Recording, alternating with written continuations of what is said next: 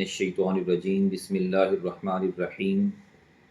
ولا تفسدوا فی الارض بعد اصلاحها وادعوه خوفا وطمعا ان رحمت اللہ قریب من المحسنین صدق اللہ العظیم۔ سورہ الاعراف کی آیت نمبر 56 تلاوت کی ہے۔ مکہ مکرمہ کے آخری دور میں نازل ہوئی اور یہ اس رکوع میں جو مضمون چل رہا ہے وہ خالق کے کائنات کے جو آثار ہیں، جو قدرت ہے، اور اس خالق نے جو زمین کا اقتدار انسانوں کو سونپا ہے اور باقی تمام کائنات کا اقتدار ڈائریکٹ اپنے ہاتھ میں ہی رکھا ہے، اس کا تذکرہ ہے۔ فلا تفسدوا فی الارض، اور زمین میں فساد مت پھیلاؤ، بعد اصلاحها، پیچھے اس کی اصلاح کے، یعنی زمین میں جو اصلاح ہو چکی ہے اب تم اس میں فساد نہ پھیلاؤ۔ یہ بہت بڑا ایک مختصر اور جامع فکرہ ہے۔ اصلاح یہ ہو چکی ہے کہ زمین کے اوپر فساد ختم ہو چکا ہے، اللہ تعالیٰ کے برگزیدہ بندے آئے ہیں، انہوں نے لوگوں کو ایک رب کی طرف موڑا ہے، بھائی چارہ قائم کیا ہے، اور لوگوں نے برائیاں چھوڑ دی ہیں، ایک دوسرے کو لوٹنا چھوڑ دیا ہے، حرمتوں کو پامال کرنا چھوڑ دیا ہے، ایک دوسرے کی عزت، ایک دوسرے کی روزی مال جان، اس کی حفاظت کرنا شروع کر دی ہے۔ لوگوں کی سیکیورٹی ایشو ختم ہو گیا ہے، لوگ ایک دوسرے پر اعتماد کرنا شروع ہو گئے ہیں، ذہنی سکون شروع ہو گیا ہے، افراتفری کی کیفیت ہے وہ ختم ہو گئی ہے۔ اور یہ سارا کام اللہ کے برگزیدہ بندوں نے تبلیغ کے ذریعے، جہاد کے ذریعے، محنت کے ذریعے کیا۔ تو اب تم اس اصلاح کے بعد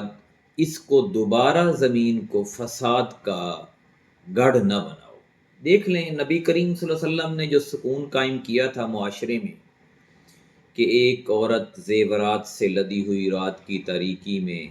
ثنا سے حذر موت تک، یعنی جو شمالی کنارے سے جنوبی کنارے تک رات کی تاریکیوں میں سفر کرتی ہوئی جاتی، اور اس کو خدا کے خوف کے علاوہ کوئی خوف نہیں ہوتا تھا، اور یہ نظام پھر آہستہ آہستہ دنیا کے کونے کونے تک پھیلا۔ پھر بعد میں لوگوں نے اسلام کے اندر تحریفات پیدا کیں، لوگوں نے اللہ کی بجائے لوگوں کو اپنا غلام بنایا،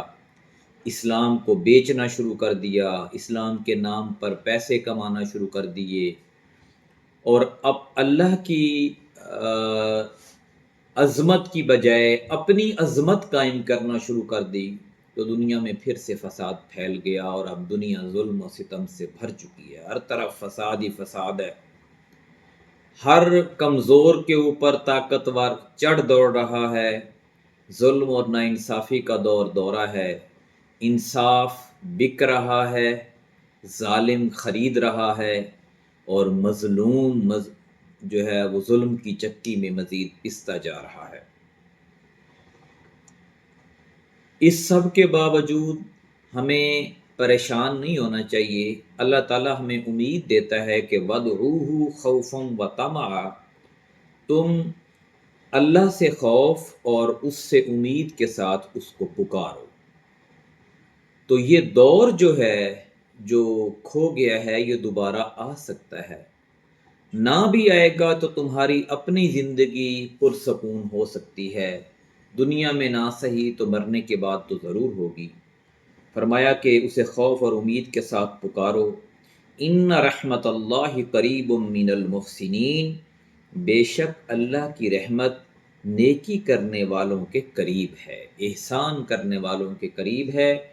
کہ جو لوگ اپنے آپ کو اللہ کا بنا لیتے ہیں، اللہ کے حضور پیش کر دیتے ہیں، سرنڈر کر دیتے ہیں، اس کے سامنے جھک جاتے ہیں، صراف گندہ ہو جاتے ہیں، پھر اپنی رحمت وہ ان کے اوپر نچھاور کرتا ہے، ان کو اپنے دامن رحمت میں سمیٹ لیتا ہے، ان کی مشکلات کو کم کر دیتا ہے، ان کے لیے سیدھا راستہ کھول دیتا ہے، ان کی ذہن کی جو الجھی ہوئی گتھیاں ہوتی ہیں اس کو سلجھا دیتا ہے، رشتوں میں اعتماد کی کیفیت پیدا کر دیتا ہے، سکون کی کیفیت پیدا کر دیتا ہے۔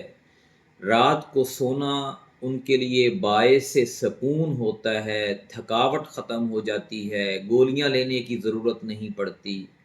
دن کو ان کے کام کاج میں برکت ڈال دیتا ہے، ان کو صرف اپنے در کے علاوہ کسی در کا محتاج نہیں کرتا، اور ان کو در در سے ٹھوکروں سے بچا لیتا ہے۔ تو یہ اللہ کی رحمت ہے کہ جب انسان اللہ کے قریب ہوتا ہے تو اللہ تعالیٰ اس کے زیادہ قریب ہو جاتا ہے۔ اور ایک اور جگہ پہ فرمایا بھی ہے، پیچھے ہم پڑھ کے آئے ہیں سورۃ البقرہ میں، کہ وَإِذَا سَأَلَكَ عِبَادِي، اے محمد صلی اللہ علیہ وآلہ وسلم جب لوگ آپ سے میرے متعلق پوچھیں تو آپ فرمائیے انی قریب، کہ میں ان سے قریب ہی ہوں، اجیب دعوت الداع اذا دعان فلیستجیبوا لی ولیؤمنوا بی لعلہم یرشدون، پکارنے والا جب مجھے پکارتا ہے تو میں اس کی پکار سنتا اور جواب دیتا ہوں، اس لیے تم مجھے ہی پکارو تاکہ تم راہ راست پالو، سیدھا راستہ پالو، دنیا میں بھی اور آخرت میں بھی تمہاری کامیابی مل جائے۔ اللہ تعالیٰ سے دعا ہے کہ ہمیں قرآن پاک کو صحیح معنوں میں سمجھنے اور عمل کرنے کی توفیق عطا فرمائے۔ جزاک اللہ۔